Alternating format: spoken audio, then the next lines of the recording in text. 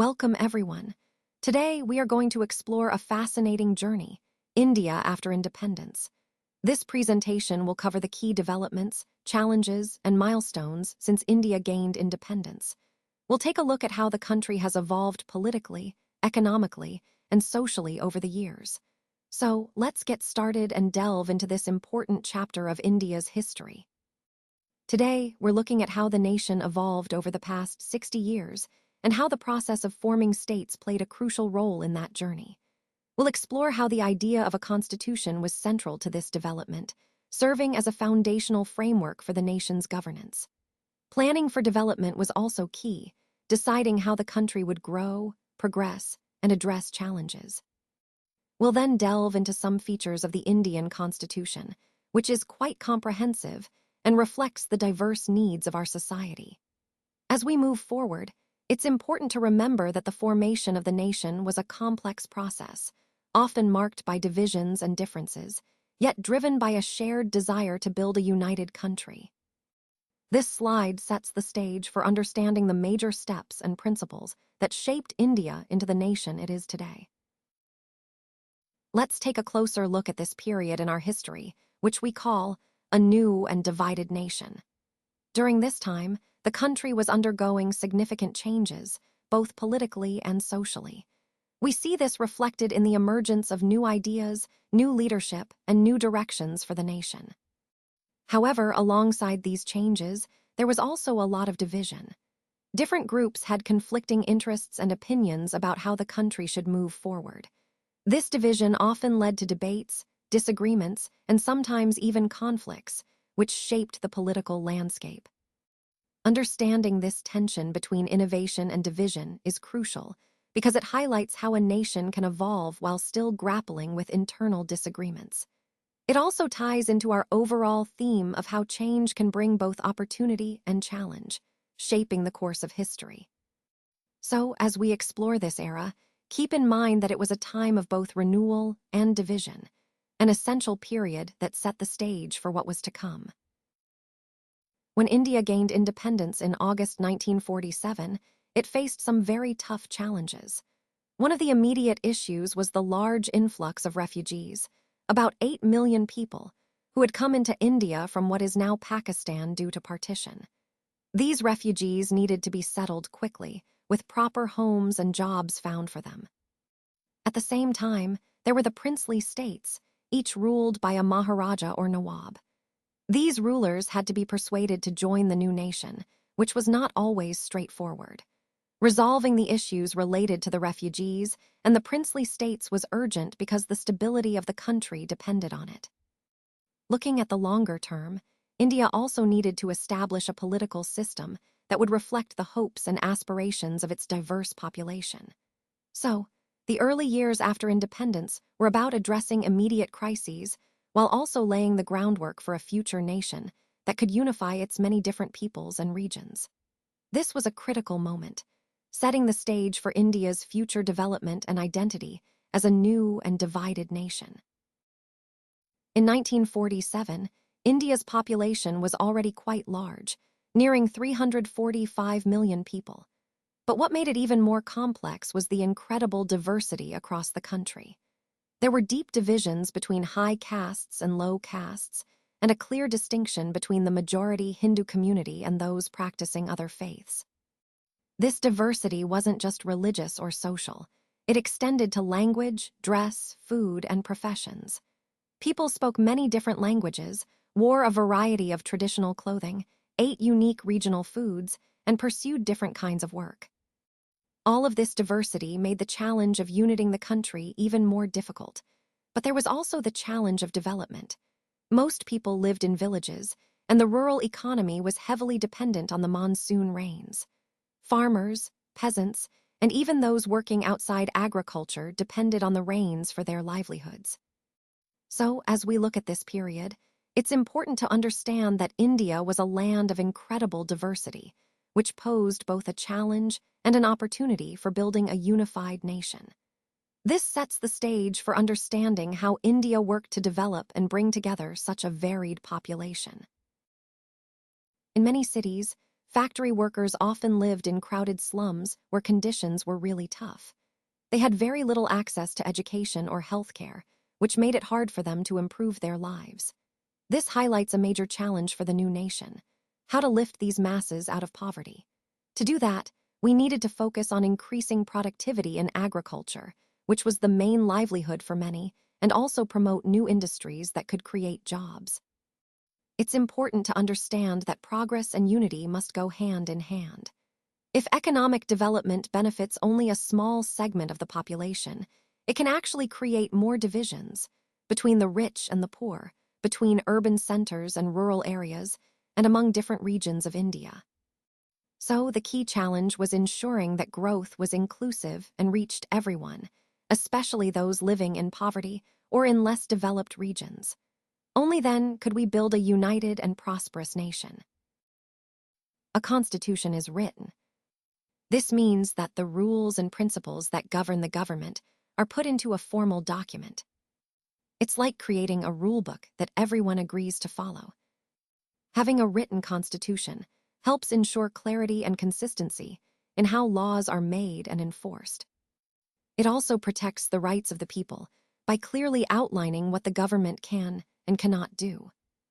This step was essential in shaping a stable and fair system of government. And it connects to the overall theme of establishing a strong foundation for democracy.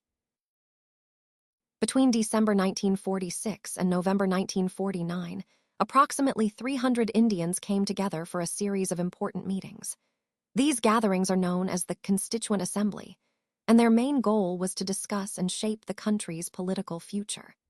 The meetings took place in New Delhi, but the participants came from all over India, representing different regions and various political parties. Their discussions were crucial because they led to the creation of the Indian Constitution.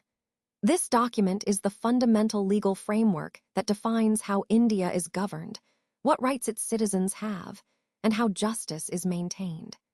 The Assembly worked diligently, debating and drafting until they finalized the Constitution, which was officially adopted on 26 January 1950. This process of writing the Constitution was a key step in India's journey to independence and self-rule. It was about more than just laws. It was about establishing the principles and values that would guide the nation forward. So, when we talk about India becoming a republic, we're referring to this important moment when India took control of its own future through its written constitution. Now, let's take a closer look at some of the key features of the Indian Constitution that make it truly unique. First, it is a written constitution, which means all the fundamental principles and laws are documented in a single, comprehensive document. This provides clarity and a solid foundation for governance. Second, the Indian Constitution is a blend of rigidity and flexibility. While some parts can be amended with a special majority, others are more flexible, allowing adaptability to changing times. Third, it is a sovereign, socialist, secular, and democratic republic. These are the core values that guide the functioning of the government and the protection of citizens' rights. Fourth, it guarantees fundamental rights to all citizens, ensuring equality, freedom, and justice. These rights form the backbone of individual freedoms in India. Fifth, the Constitution also establishes a parliamentary form of government, where the executive is responsible to the legislature. This promotes accountability and ensures that the government reflects the will of the people. And lastly, it provides for a system of independent judiciary to uphold the rule of law and protect citizens' rights. All these features together create a framework that aims to promote justice, liberty, equality, and fraternity, values that are essential for the unity and integrity of the nation. Through this, we see how the Constitution not only defines the structure of government, but also embodies the spirit and aspirations of India. One feature of the Constitution that really stands out is its adoption of universal adult franchise. What that means is that all Indians above the age of 21 were given the right to vote in both state and national elections. This was a truly revolutionary step because, before this, Indians had never been allowed to choose their own leaders directly. It marked a significant shift towards democracy and self-representation. Soon after independence, India decided to expand this right further, regardless of gender, class, or education. So, women, marginalized communities, and people from all walks of life were finally given a voice in shaping the country's future. And an important milestone came in 1988 with the 61st Amendment, which lowered the voting age from 21 to 18. This change recognized that young adults are mature enough to participate and have a stake in the country's governance. Overall, universal adult franchise is a cornerstone of Indian democracy, ensuring that every citizen has a say, regardless of their background. It reflects the idea that democracy truly belongs to all the people. Now, let's talk about a second important feature of the new Constitution. It guaranteed equality before the law to all citizens, no matter what their caste or religious background. This was a crucial step towards fairness and justice in India. Our Prime Minister at the time, Jawaharlal Nehru, believed strongly that India should become a secular nation. That means he thought India should treat all religions equally and not favor one over another. India is a diverse country with large populations of Hindus, Muslims, Sikhs, Christians, Parsis, and Jains. Under this new constitution, everyone would have the same rights and opportunities. Whether it's seeking jobs in government or private companies, or in legal matters, all citizens would be equal before the law. This principle of equality is fundamental because it helps build a fairer, more inclusive society. It's about making sure everyone, regardless of their background, has the same chance to succeed and be treated with dignity. This aligns perfectly with the overall goal of creating a united and just India. Now, let's look at some of the special privileges granted to the most disadvantaged groups in India. Along with the formerly untouchable communities, the Adivasis or scheduled tribes were also given reservation in seats and jobs. These groups had faced a history of deprivation and discrimination. The tribals, in particular, had been denied access to modern health care and education, and their lands and forests were often taken away by more powerful outsiders. The Constitution's provisions aimed to address these injustices and help them catch up. Another important aspect is that the Constitution also provided special privileges for the poorest and most disadvantaged Indians. For example, the practice of untouchability was abolished entirely. Hindu temples, which were previously only accessible to the higher castes, were open to everyone, including the former untouchables. After a lengthy debate, the Constituent Assembly also recommended reserving a certain percentage of seats in legislatures and jobs in government for the lowest castes. These measures were designed to promote social equality and ensure that the most marginalized communities could participate more fully in the nation's development. Overall, these provisions reflect the Constitution's commitment to correcting past injustices and creating a more inclusive society. Now, let's look at how the Constitution balances powers between the central and state governments. On this slide, you can see the 3 lists of subjects that were created to clarify responsibilities. First, there is the Union List, which includes subjects like taxes, defense, and foreign affairs. These are areas that are exclusively the responsibility of the center.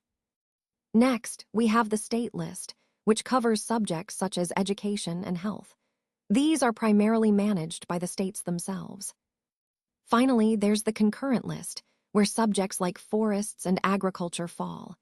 Here, both the center and the states share responsibility, working together on these issues. The Constituent Assembly spent many days debating these powers. For example, a member from Madras emphasized that the initial responsibility for the well-being of people in the provinces should rest with the provincial governments. So, the overall aim was to strike a balance, giving the central government important powers, but also ensuring states can govern key local issues effectively. This division helps maintain a federal structure where both levels of government have clear roles, but also work collaboratively where needed. Now, let's talk about one of the major debates that took place in the Constituent Assembly, the issue of language. Many members felt strongly that English, which had been the language of the British rulers, should eventually leave India. They argued that Hindi, as a native Indian language, should take its place and become the national language. However, not everyone agreed. There were members who did not speak Hindi and felt that replacing English too quickly could cause problems and confusion. After much discussion, a compromise was reached. It was decided that Hindi would be recognized as the official language of India. But at the same time, English would continue to be used in important areas like the courts, government services, and communications between different states.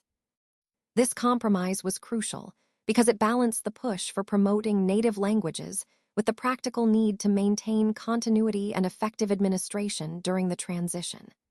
This debate highlights how language was not just about communication, but also about identity, unity, and progress for the new nation. Many Indians contributed to the framing of the Constitution, but the most important role was played by Dr. B.R. Ambedkar.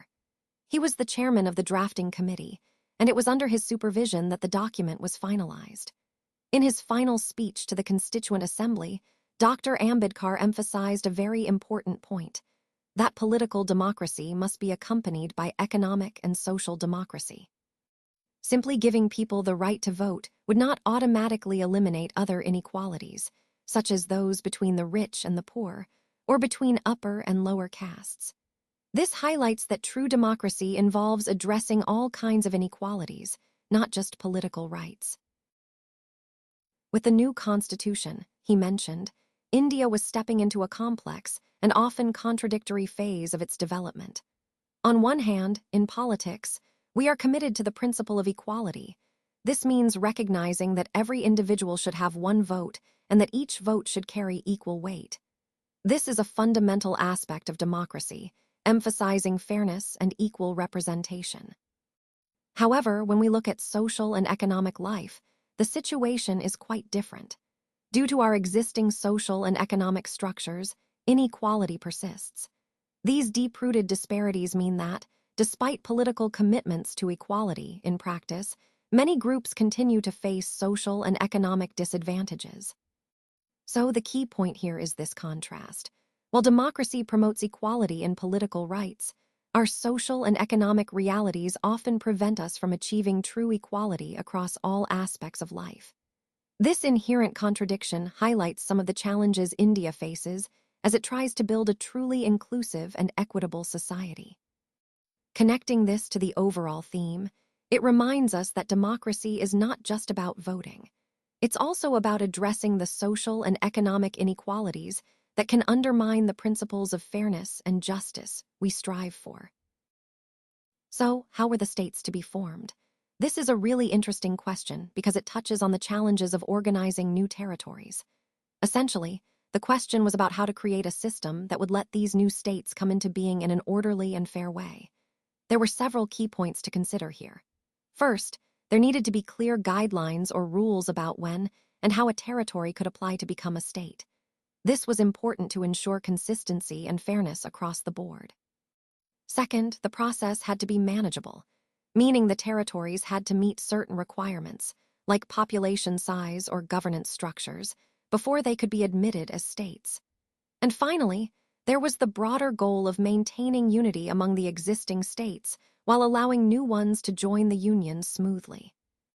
This whole process was crucial because it would shape the political landscape and stability of the new nation, connecting directly to our overall theme of nation building and governance during this period. Back in the 1920s, the Indian National Congress, which was the main party leading the freedom struggle, had made a significant promise. They had vowed that once India gained independence, each major linguistic group would have its own province. This was an important idea because it recognized the diversity within the country. However, it's crucial to remember that India had been divided along religious lines, not linguistic lines, at the time of independence. Despite the efforts of leaders like Mahatma Gandhi to promote unity, independence was not achieved as one unified nation. Instead, it resulted in the creation of two separate countries, India and Pakistan, based primarily on religion. This partition led to devastating consequences. Over 1 million people lost their lives in horrific riots between Hindus and Muslims. It was a tragic reminder of how deep divisions can run when communal identities are prioritized over national unity. So, given this history of violence and division, a key question arises. Could India really afford to divide further, this time along linguistic lines? Would creating separate states based on language help or hurt the unity of the country? And this brings us to the core issue. How were the states to be formed? Because the process of state formation was not just about geography, it was deeply tied to identity, history, and the very fabric of the nation. This was a critical challenge that India faced in shaping its post-independence future. Now, both Prime Minister Nehru and Deputy Prime Minister Vallabhbhai Patel were actually opposed to the idea of creating linguistic states. After partition, Nehru expressed concern, saying that disruptionist tendencies had come to the fore. He believed that in order to prevent fragmentation and maintain national unity, the country needed to be strong and united. This was a significant point because, earlier, many leaders had promised to create states based on linguistic identities, but here we see a shift. The Congress leaders started to go back on those promises, which caused a lot of disappointment among various language groups.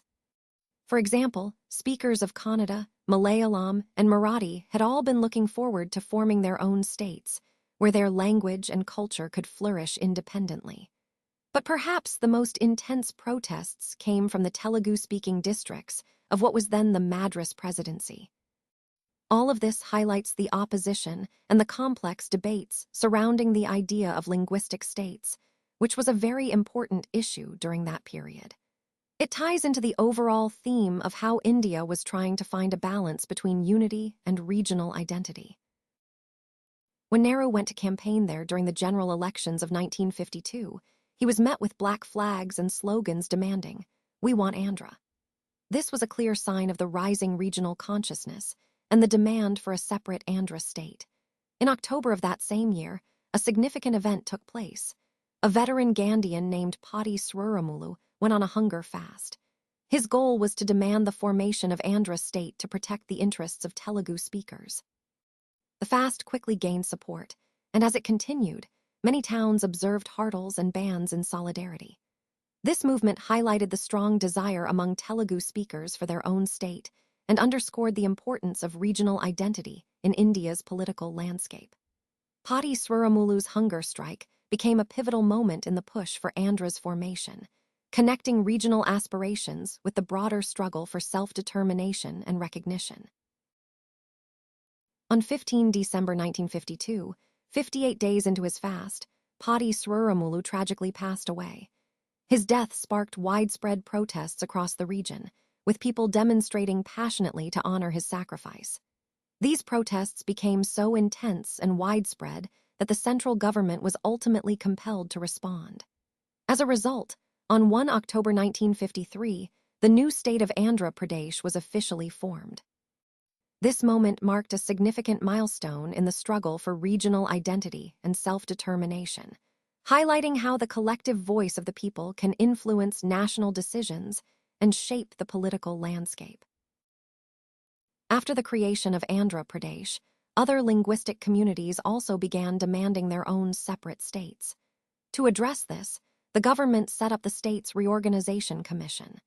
This commission submitted its report in 1956, and what it recommended was quite significant. It suggested redrawing the boundaries of districts and provinces to create more compact and linguistically homogeneous regions. Specifically, it proposed forming separate provinces for Assamese, Bengali, Oriya, Tamil, Malayalam, Kannada, and Telugu speakers. This was a major step in recognizing the linguistic diversity of India and ensuring that states were based on language. Additionally, the report recommended breaking up the large Hindi-speaking region of North India into several smaller states, which helped in better governance and cultural recognition. A few years later, in 1960, another important change took place when the bilingual state of Bombay was divided into two separate states, one for Marathi speakers and one for Gujarati speakers.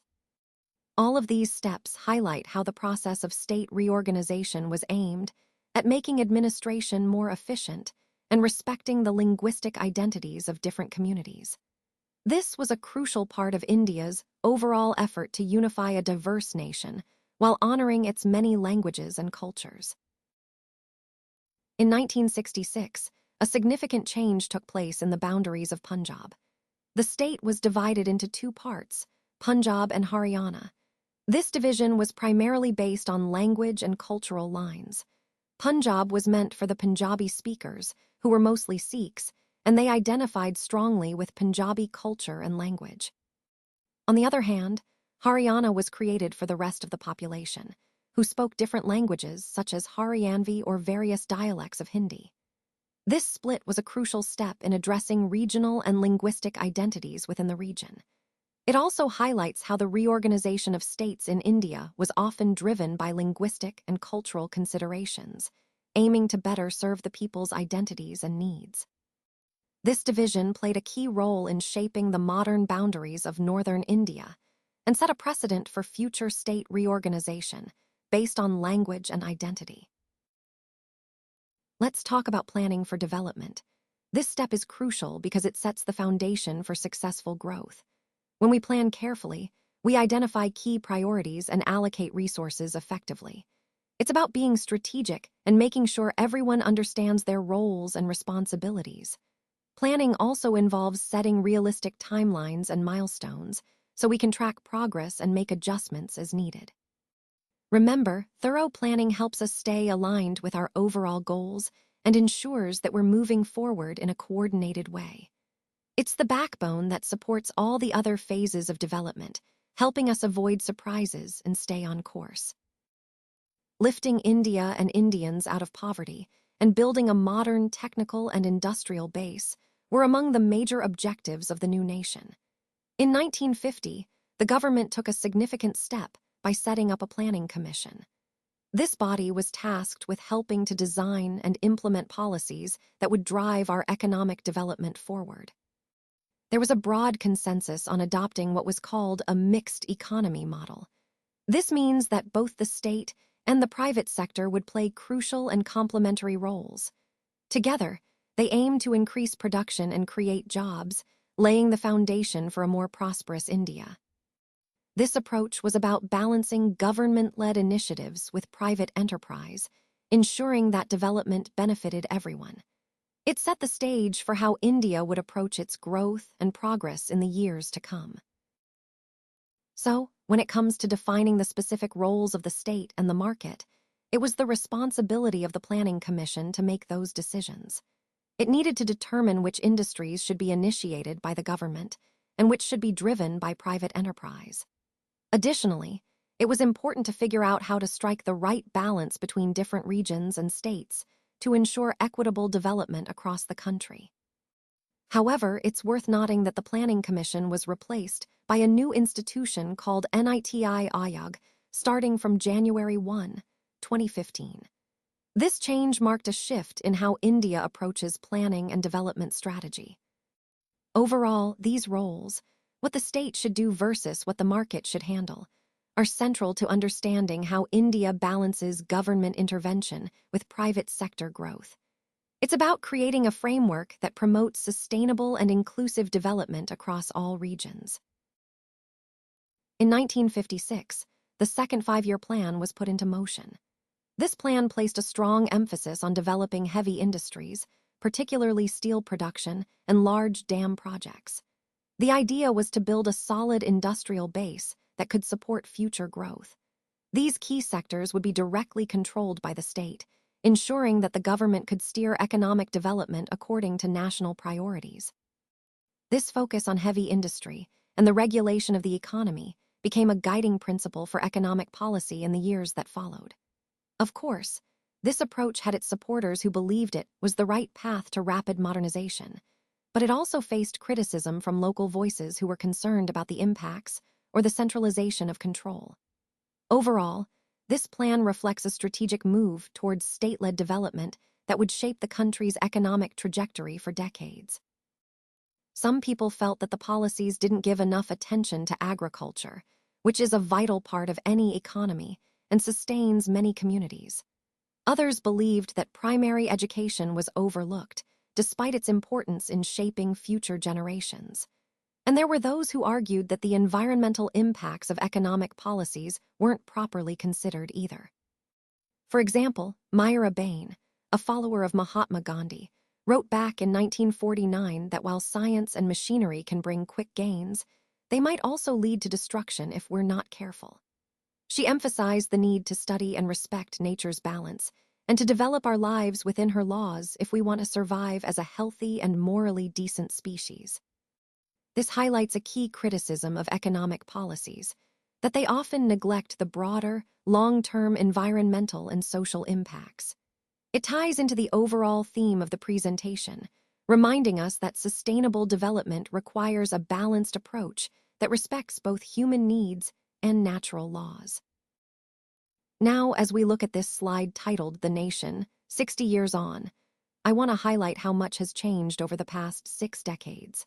This slide represents a reflection on the nation's journey, how far we've come, the challenges we've faced, and the progress we've made. It's important to see this not just as a history lesson, but as a way to understand our ongoing story. The key points here emphasize the resilience and adaptability of our nation. Despite numerous obstacles, we've continued to evolve and grow, shaping a society that's more inclusive and dynamic. This long view helps us appreciate the significance of the developments we've discussed so far and how they connect to our present and future. Ultimately, this slide reminds us that the story of the nation is still being written, and each of us plays a role in shaping what comes next. It ties back to the overall theme of progress, transformation, and the importance of understanding our history to move forward intentionally. On 15 August 2007, India celebrated 60 years of its independence, marking a significant milestone in its history. It's truly remarkable that after 6 decades, India remains united and continues to function as a democracy. These are achievements we can all be proud of. Many foreign observers initially doubted whether India could stay together as a single nation. There were fears that regional or linguistic differences might cause the country to break apart, or that it would fall under military rule. But despite these doubts, India has held up.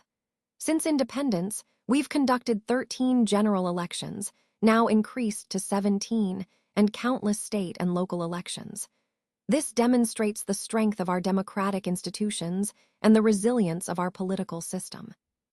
So, as we look back over these 60 years, it's clear that India's unity and democracy are strong foundations that have helped us navigate many challenges, and they continue to be central to our nation's identity and progress. There is a free press, which means people can share ideas and hold those in power accountable without fear. Along with that, we have an independent judiciary, ensuring that laws are applied fairly and justice is served. These are crucial pillars of our democracy. Now, despite these freedoms, our nation is incredibly diverse. People speak different languages and practice different faiths, but this diversity has not destroyed our sense of unity. It's a testament to our shared values and mutual respect. However, we can't ignore the deeper divisions that still exist. For example, even with constitutional guarantees, Dalits, or what we used to call untouchables, often face violence and discrimination. In many rural areas, they are not allowed access to water sources, temples, parks, or other public spaces. This is a serious issue that reflects ongoing social inequalities. And while our Constitution promotes secularism, meaning equal treatment regardless of religion, clashes between different religious groups still happen in many states. These conflicts remind us that, despite our progress, there's still work to do to build true harmony. All these points highlight the complexity of our social fabric, how freedom and diversity are strengths, but also challenges we need to address for a truly united nation. Above all, the gulf between the rich and the poor has grown over the years. What this really means is that economic disparity in India has become much more pronounced. Some parts of India and some groups of Indians have benefited immensely from economic development. They've moved into large houses, dine in expensive restaurants, and send their children to private schools that cost a fortune. They also take foreign holidays that many of us can only dream of. But at the same time, many others are still living below the poverty line. These are people housed in urban slums or living in remote villages on lands that don't yield much. Because of their circumstances, they simply can't afford to send their children to school or access many basic services. This stark contrast highlights one of the biggest challenges India faces today. While economic growth has brought prosperity to some, it has also widened the gap between the haves and the have-nots, making social inequality more pronounced. This disparity is a crucial point to understand as we look at the overall development of the country. Let's take a moment to reflect on what the Constitution states about equality before the law. It clearly recognizes that all citizens should be treated equally, which is a fundamental principle. However, in practice, we see that some Indians are more equal than others. This highlights a gap between the ideal of constitutional equality and the reality of social and economic disparities. When we judge our progress by the standards set at independence, the picture is mixed. The Republic of India has made significant strides, but it hasn't fully achieved the lofty goals it set for itself. It's neither a complete success nor a total failure. This contrast between constitutional ideals and real-life experience is crucial because it underscores the ongoing challenges we face in making equality truly a lived reality. It ties back to the overall theme of our presentation, understanding how foundational principles are implemented and where they need strengthening to build a more just society.